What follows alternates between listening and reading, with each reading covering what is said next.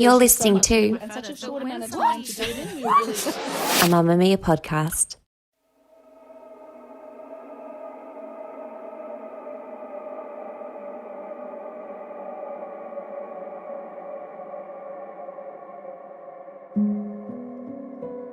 It was an ordinary day on the 30th of July 1997 in Thredbo. Thousands of people from across the country and the world had flocked to the ski town to enjoy the snow, along with a tight-knit community of men and women who worked on the ski field as instructors and lift operators, and in the village in hospitality. But at 11:35 p.m. that evening, the earth moved. It literally moved, and lives were changed and lost in just a few minutes. The Thredbo Landslide happened fast. It hit 2 ski lodges where 19 people were sleeping. It destroyed the buildings, ripping them off their foundations, and plunged all of those people inside under tons of debris and concrete. For the first 2 days, we were told that there would be no survivors. However, on the morning of the 3rd day, 66 hours after he was buried, my guest today was found alive. He was the lone survivor of one of the most famous tragedies in Australia's history. Well, live from Thredbo, this is a special 1-hour edition of 10 News. I'm Sandra Sully. News just a hand. I'm hoping you can see these pictures. They are wonderful pictures. Stuart Diver has been freed. His stretcher is being moved slowly up incrementally towards the ambulance. 60 to 70 emergency workers are waiting there anxiously to receive him and, of course, assess his condition.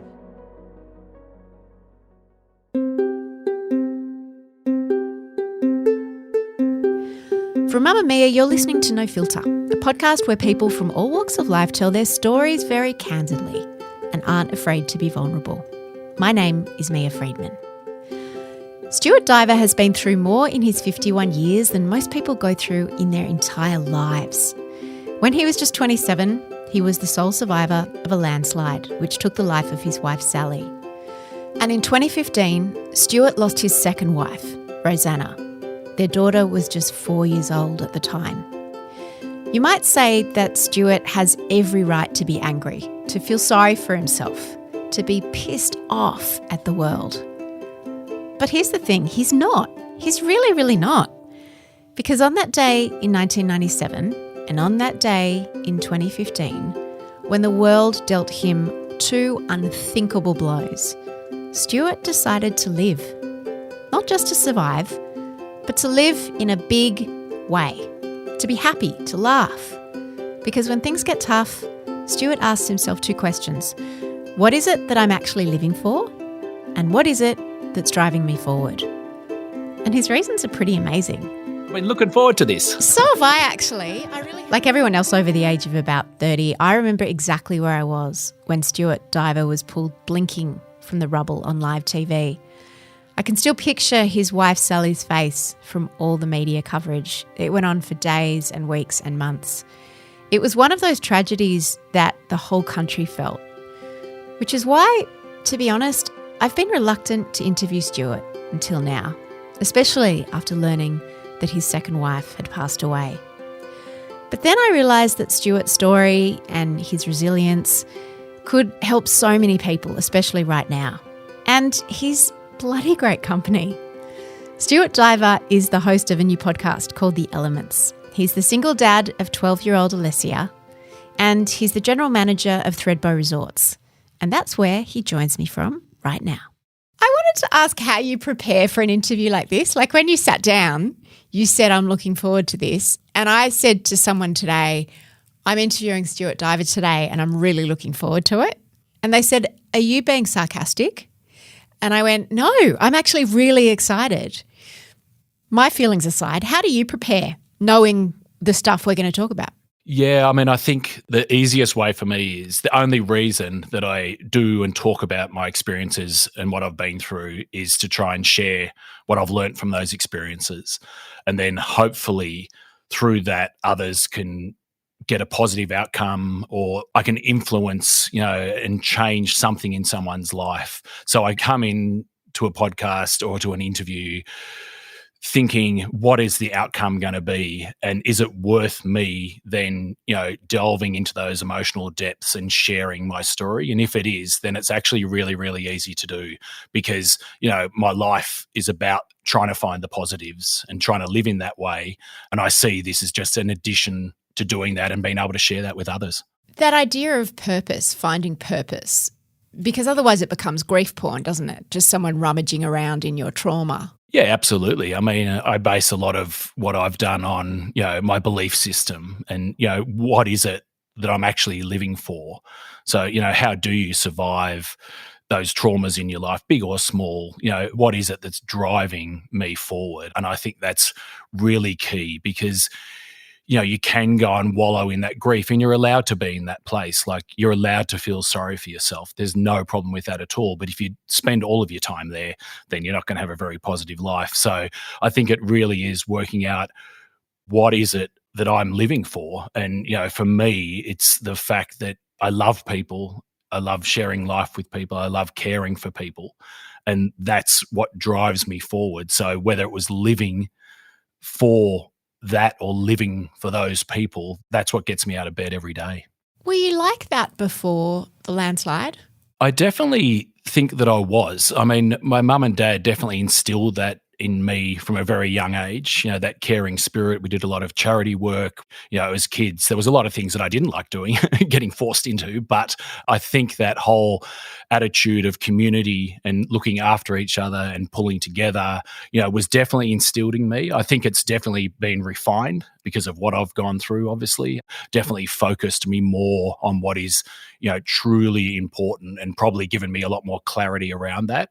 And I think that that's probably the difference. But, a lot of people say, did the landslide change you?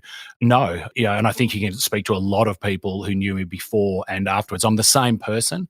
I've definitely, hopefully, because that's a long time ago, hopefully I've matured and some of my points of view may have changed and developed, etc. But overall, I think deep down, I'm exactly the same person that I've always been. You're the same person, but people no doubt see you differently since the landslide and everything that's happened to you than they did before.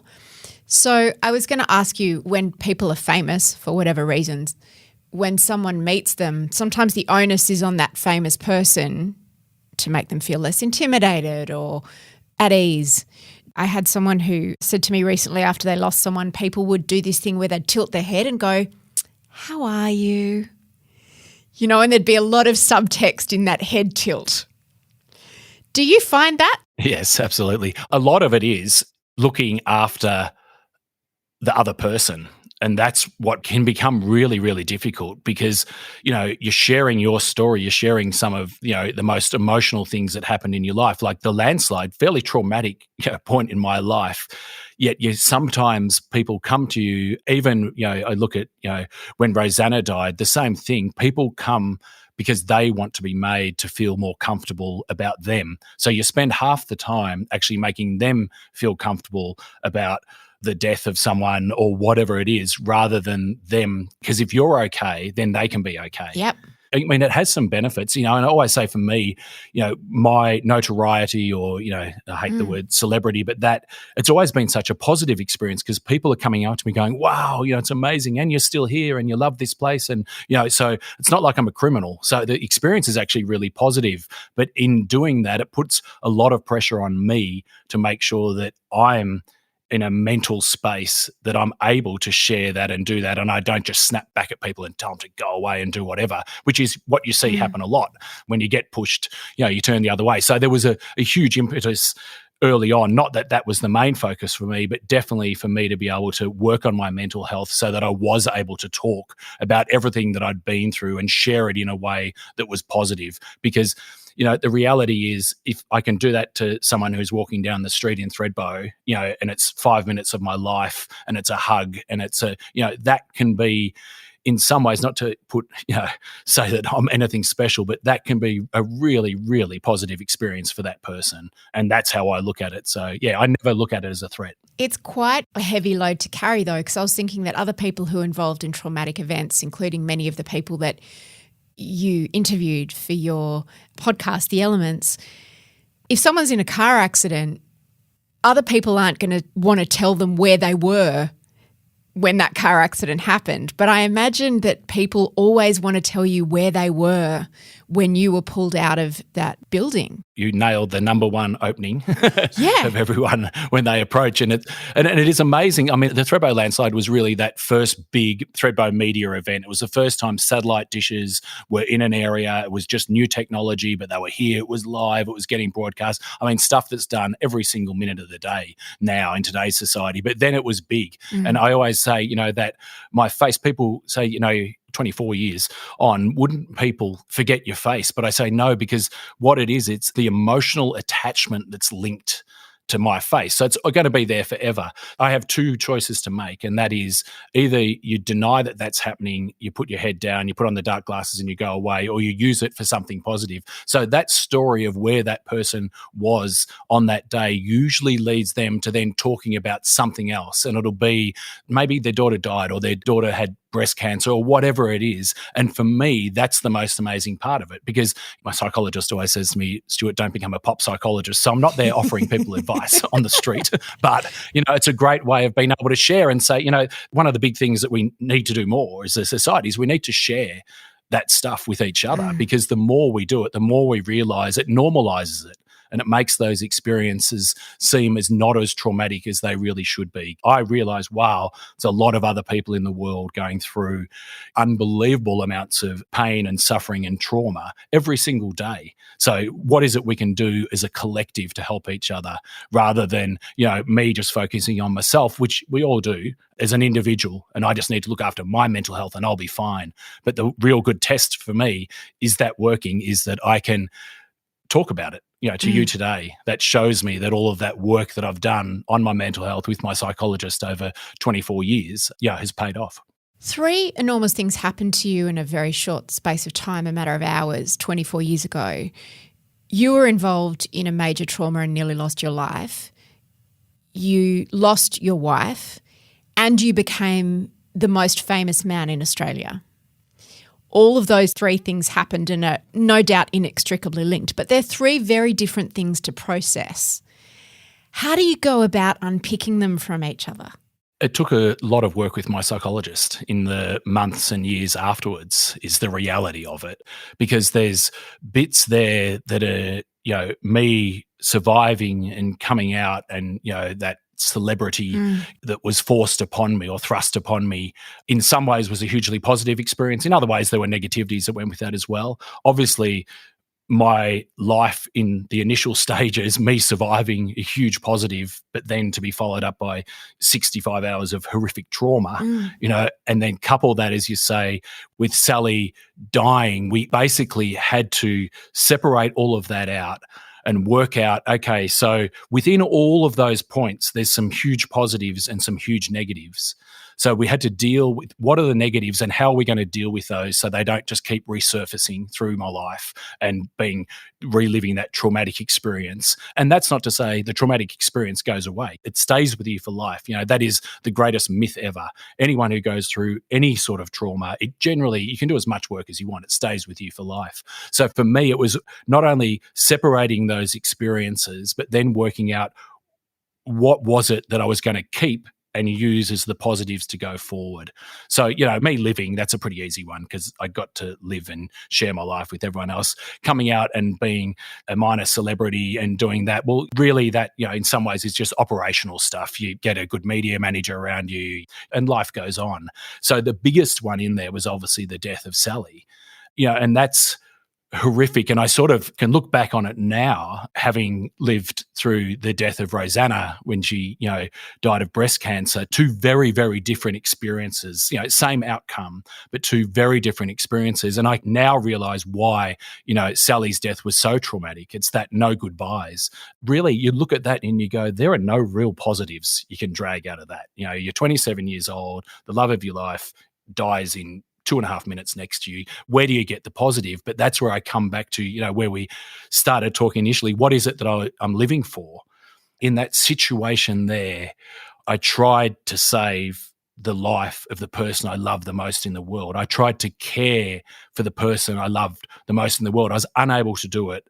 I tried to stop her drowning. She drowned. And that was it. hugely horrific. But when I look back at that in the most stressful time of my life, what I did was I tried to take care of the person that I loved and cared for the most in the world. So my fundamental belief came to the fore. So when I look at that now, I look at my life and I say, that was really devastating. But I look at Sally and I go, wow, would she want me to still be at that spot thinking that I failed in doing that? Or would she want me to be going on to live a life focusing on what I believe in, focusing on my values and using that to drive me forward?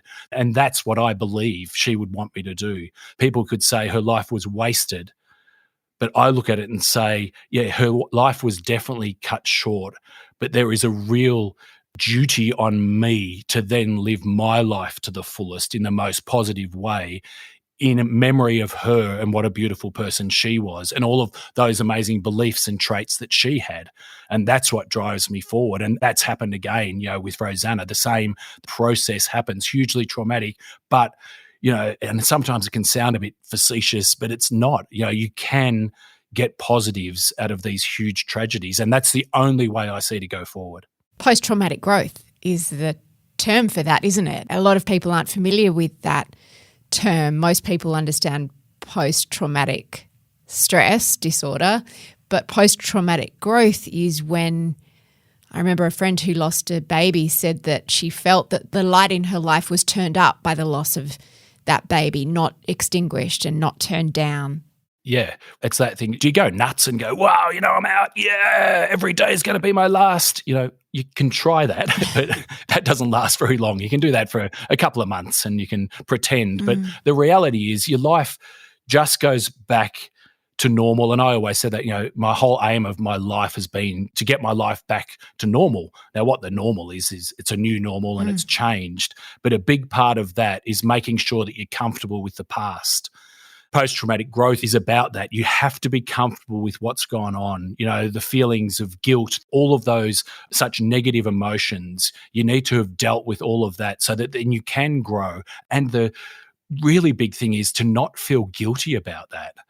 Society sometimes has a lot of these norms that go around that put pressure on us to stay in that spot. Oh, you haven't quite grieved enough. You can't go on and have a new relationship. What's he thinking? That's terrible.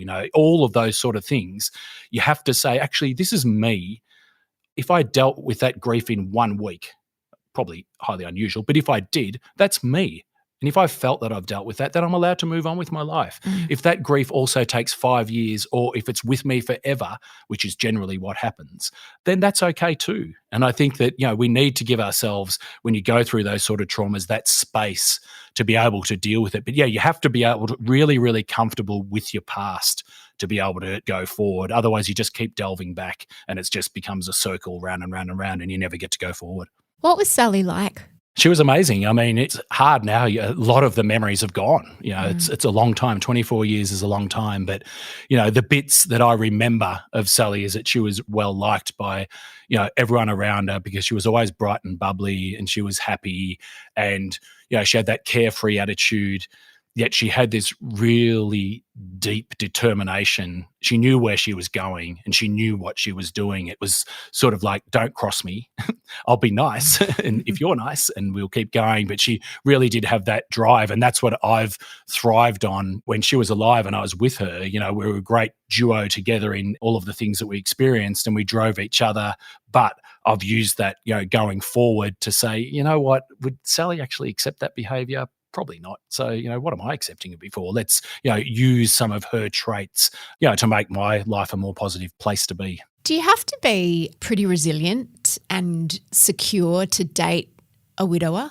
I think you do, because the great thing is I can always refer back, and this has happened. So Rosanna used to say, oh, so what would Sally have done in this situation? I said, oh, well, obviously Sally would have just let me do whatever I wanted because that was the sort of person she was. Maybe you should model your life on her. No, it's that sort of bit. It can. But you can't compare, can you? No, that's right. But as humans, we do. So you're looking and going, oh, was she more beautiful than me? Or did Stuart's friends like her more than me? And then on top of that, then you've got the family members. So you've got Sally's mum and dad. You've got all of these other complications that go on. And when you look at it like that, I'm amazed. And, I take my hat off to Rosanna for taking on the challenge and going out with me, because there was an enormous amount of baggage that came with me, not necessarily caused by me, but caused by who I was and what was around me. And whether that was the attention of media, friends, all of these things, there's a lot of pressures that come from everyone. She had to put up with a huge amount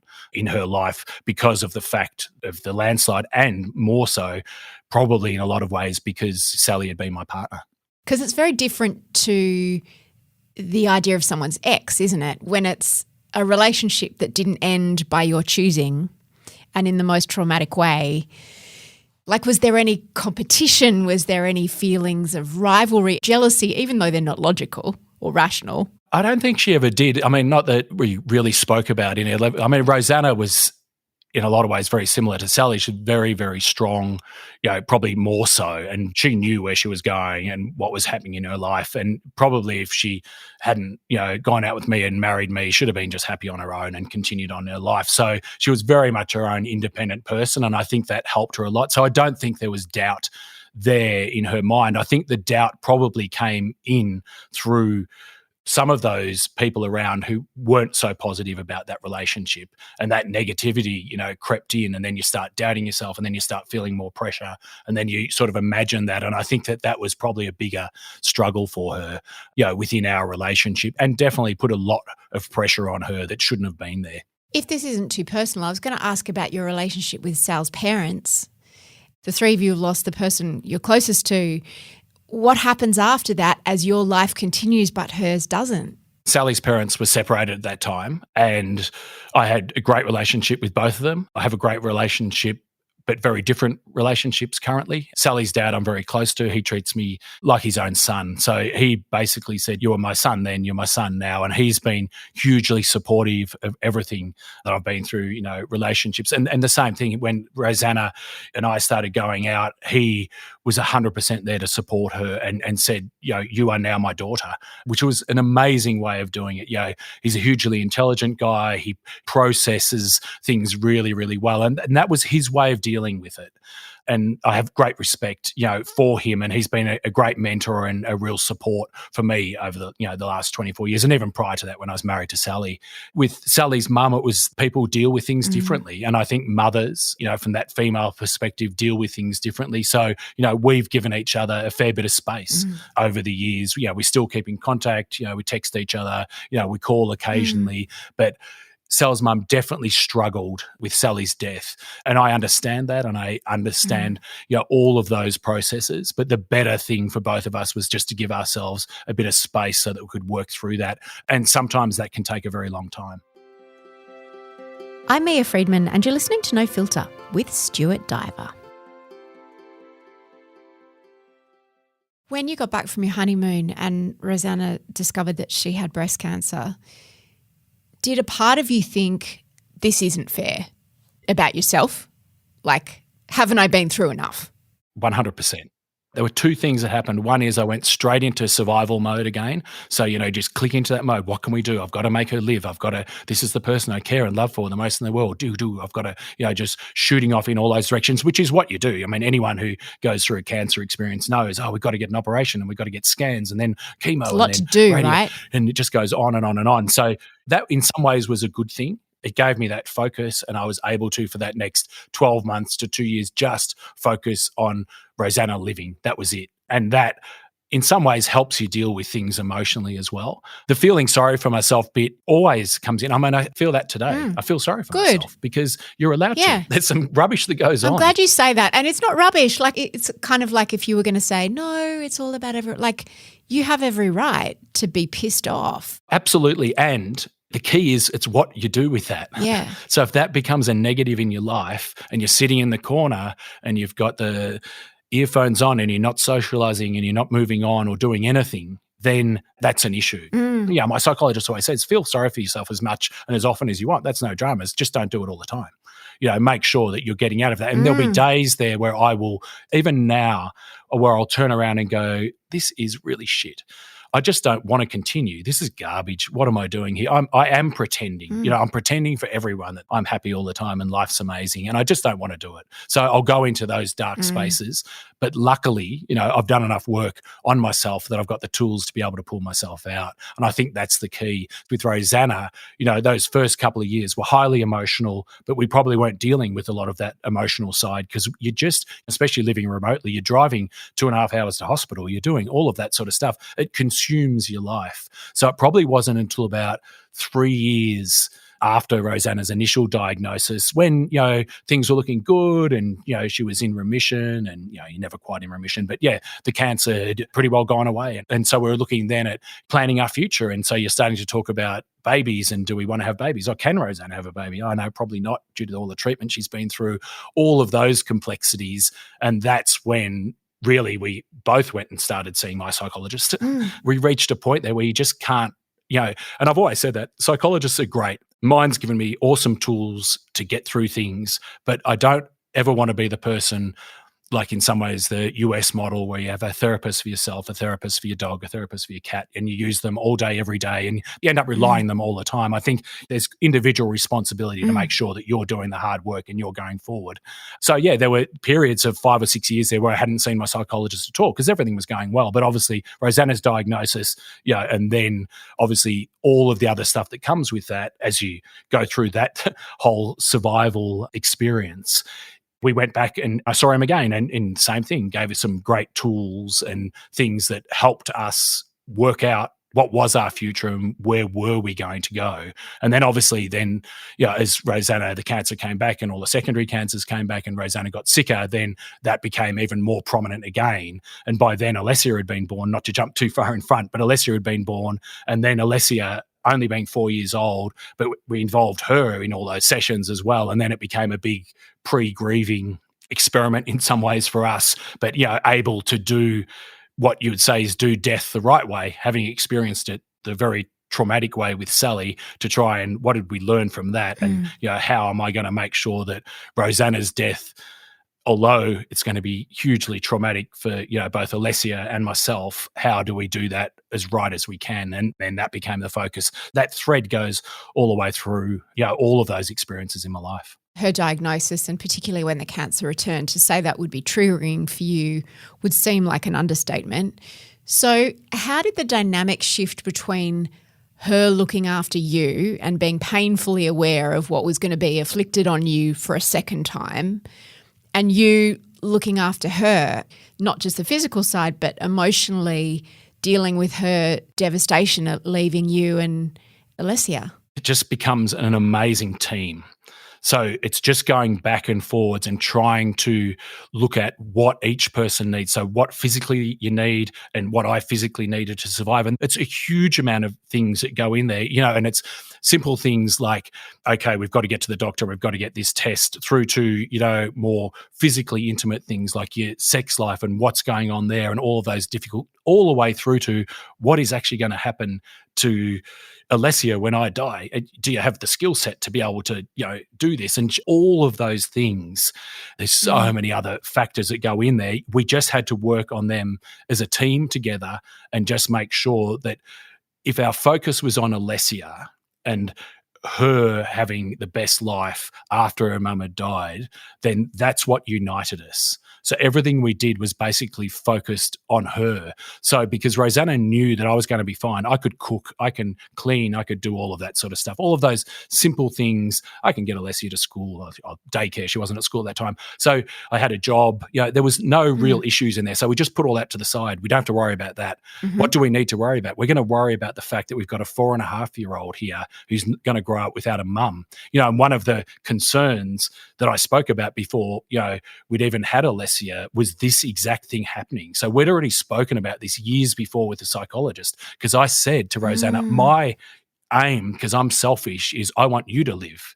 If having a baby puts a strain on your body or does anything and you die, it's not the fact that I'm going to be left as a single dad. I had no fear of that. It was the fact of Alessia wasn't going to have a mum, and then where were we going to go with that? So I think we'd already had all these discussions, so we already knew that Alessia was going to be the key, and I think it was for her. I mean, Rosanna did some amazing things unbeknownst to me. It was Alessia's 11th birthday on Friday, and I didn't realise Rosanna left a whole lot of boxes. I opened them up a year after Rosanna had died, and in it was a birthday card written for Alessia for every year until she's 18. Oh, and they are just the most amazing cards. She didn't tell me she was doing this. She put this away. I knew she'd put away clothes. She loved clothes. She loved Prada and she loved her Gucci bags. And so she'd put away all her favorite pieces so that when Alessia gets to an age, she can get them out. And it's about locking away those beautiful memories, whether they're in physical items like clothes or whatever they are. She did this amazing recipe book of all her favorite recipes.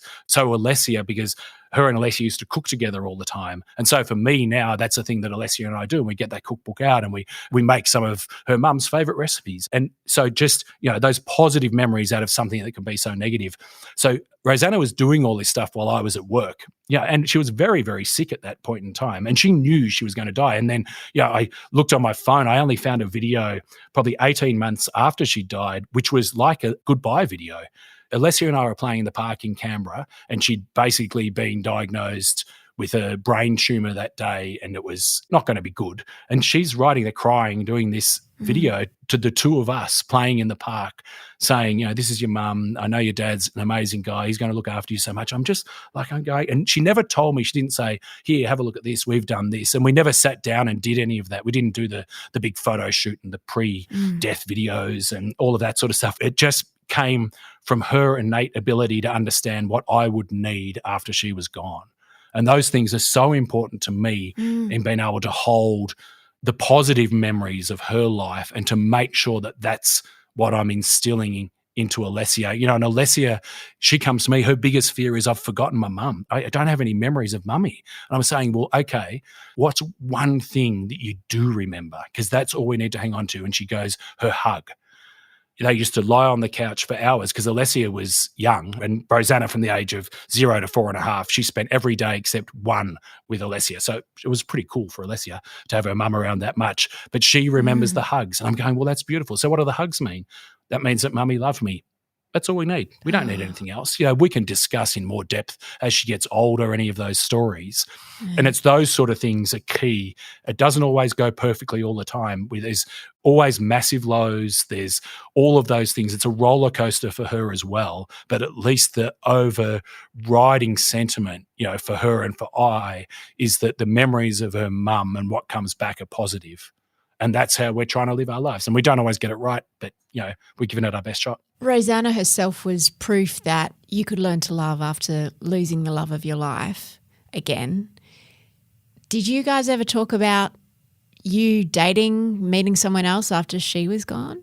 Yeah, we had a list. You had a list? Who was on the list, Stu? Well, there was someone called Mia. I can't remember. There was someone called Lee. That list is gone. Don't you worry. Rosanna sent us all from the grave. Yeah. She was doing it probably in some ways because she wanted to choose who was going to be Alessia's mum.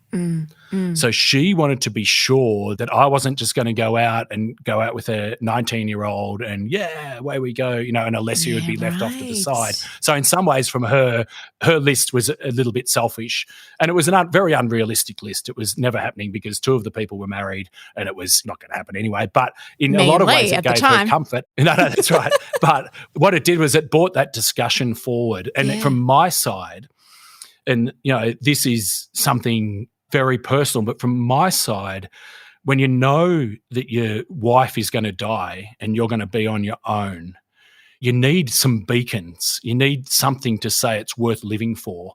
And if I think that I was never going to have a loving partner again, and this was the end of 2 wives and that's it, you're done. That's a horrible place to be. So in my mind, I would also then fantasize, and it sounds, you're a nice bloke, your wife's sick, but I would fantasize about, maybe I go that person or that could be, just to give some relief in your brain. The person surviving, through cancer, it's a horrific experience for them. And I do a lot of work with Breast Cancer Network Australia, and a lot of the carers that I speak to, whether they're males or females, it's also horrific for them as well. They're going through enormous amounts. So you need these little bits of escapism to get away. And that was one of them. But we talked openly about it and we always got a good laugh out of it. It was one of those ones. And I think it really helped me because it was like saying, Stuart, you're allowed to get a partner. When I'm gone, that box is already ticked. There was no guilt. There was no, when Sally died, there was a whole lot more guilt and everything out of, what would be going on here? But no, I'm only 27. She would have wanted me to go and meet someone else, wouldn't she have? But you never got to ask that question. Whereas with Rosanna, I was able, those questions were answered before any of that ever happened. And I think that's, for me, was really comforting and made me realise, that I would be able to love again. You touched on that a little bit before. How much love does a human have? Do you run out at some point after you've been through, so much loss and you just think, I can't roll the dice again? I think it's actually the opposite. I think what happens is, I've realised what an amazing part of my life having two loving, caring people like Rosanna and Sally in my life was, and what they added to my life. So why wouldn't that be something that I'd want again in my future? Because it just, to me, it's not saying that I need someone in my life. I can't survive on my own. I'm a fairly strong, independent individual, but what an amazing thing when you meet that person and what it adds to your life. And that's where I am. Probably comes from my belief system about, loving and caring for your fellow people and your community, etc., that, that love is actually boundless. There's a never-ending reservoir of it. And that's how I feel. When Lee Sales interviewed you for her book, An Ordinary Day, she wrote about driving away thinking, that guy is a bloody legend. Which of my friends can I set him up with? And then she thought to herself, hang on a second, what are the statistics of losing two wives? Does that mean that the next person he meets is more or less likely to meet an untimely end? And then she went into this very Lee style, long explanation of the statistics and showing that they were no more or less likely than anyone else. Yes, lucky. Yeah. I love the way she looked at that. It was good. Yeah, with her typically data-led brain. That's right. So I was thinking the difference between when you married Rosanna, you were Australia's most famous grieving widower.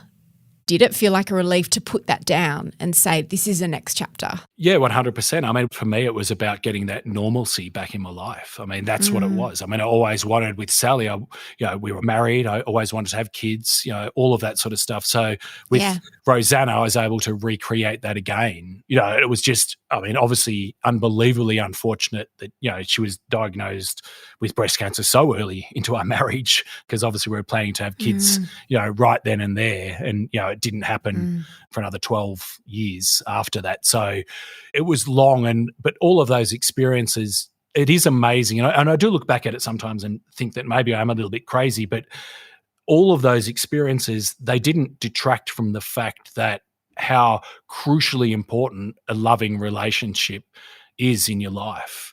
And for me, it highlighted that despite all the negativity and everything that went on with Rosanna, the positives far outweighed that. What she taught me about myself and everything that we shared together far outweighed any of that. Now, tragically cut short, that's the real tragedy, but the rest of it was actually an amazingly positive experience.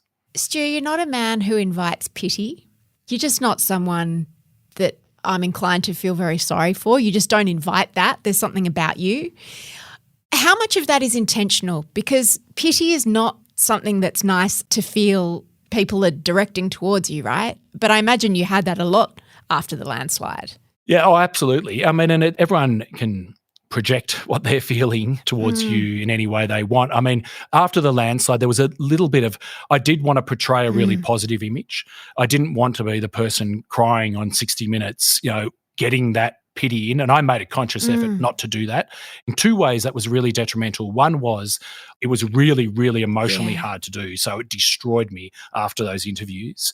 And number two, it's like you said, it actually portrayed this image of maybe I am a little bit cold, or maybe I am a little bit emotionless. Even in some of the straightforward ways that I talk about things today, you could definitely read that in. But that's how I process things. I don't want people feeling sorry for me. What I want is I want people to be able to look at me and say, here's a guy who's gone through something in his life, and look at that, he's living and enjoying life. It's as simple as that. The podcast, The Elements that we did, a lot of those people, very similar experiences, they just happened to be people thrown in an unfortunate situation who came out the other side. We all have, or they all had, that humbleness to say, I'm no one special. I've never felt special. I sit here talking to you today, Mia, and I don't feel special. I just feel that I'm someone who's been through something unfortunate and happened to come out the other end. And I think that's really key. The people who think that I am special is the media in a lot of ways, and people external who perceive that and want to put that on me. That can be also used to benefit me and to benefit those around me as well. So I'm not saying that that's a negative thing, but at the end of the day, in some ways, how I've managed, my public persona has definitely had some outcomes that, have not been as positive as you would like. Maybe I should have cried a bit more on those TV shows, and maybe I should have outwardly shown a little bit more emotion to show that I'm human. But I thought to myself, if I'm going to have 15 minutes on a major television network, then I should be making that worthwhile, and I should be getting a message across that you can get. This is in very, very close proximity to the end of the landslide, but I'd already made that conscious decision to do that. Was it detrimental or whatever? I think this positive message still got out there, and I would do the same again. It's just my makeup and what I do. I'll feel sorry for myself, and I do enough of that. I don't need other people to do it for me. Do you sometimes feel sorry for yourself? Yeah, 100%. Yeah. What's it like being a single dad, or are you not a single dad? Well, I have a partner. You have a partner? Because I have a lot of love to give. I'm so glad. Yeah. We live semi-separate lives because we live in slightly different parts of the country. Well, that's easy during lockdown. Yeah. Oh, it's going beautifully for us at the moment. Seriously. Can't catch a break, Stu, honestly. I know, really. What's going on here? I am the most fortunate guy in the world in that I've met another just unbelievably amazing woman.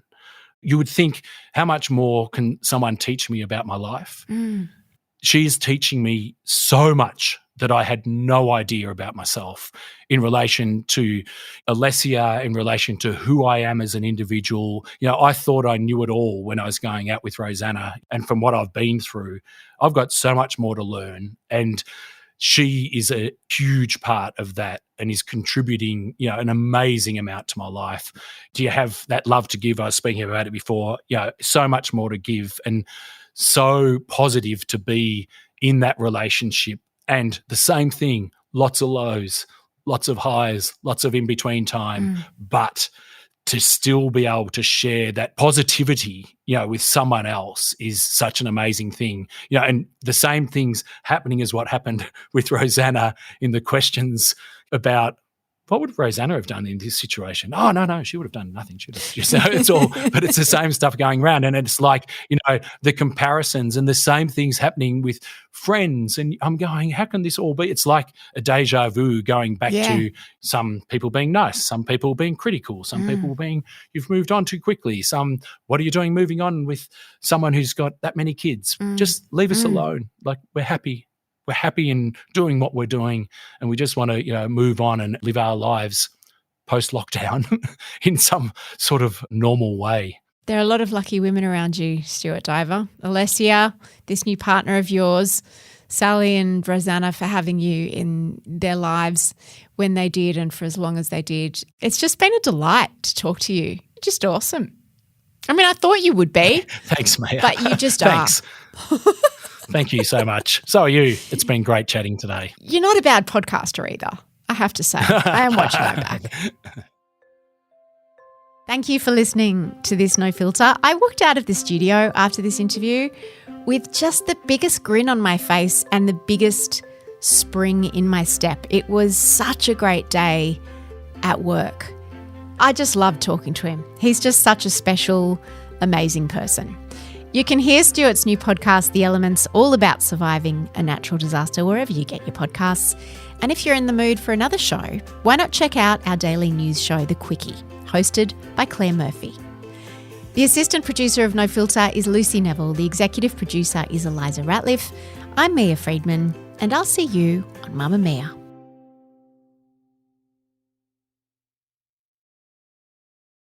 Mamamia acknowledges the traditional owners of the land we have recorded this podcast on, the Gadigal people of the Eora Nation.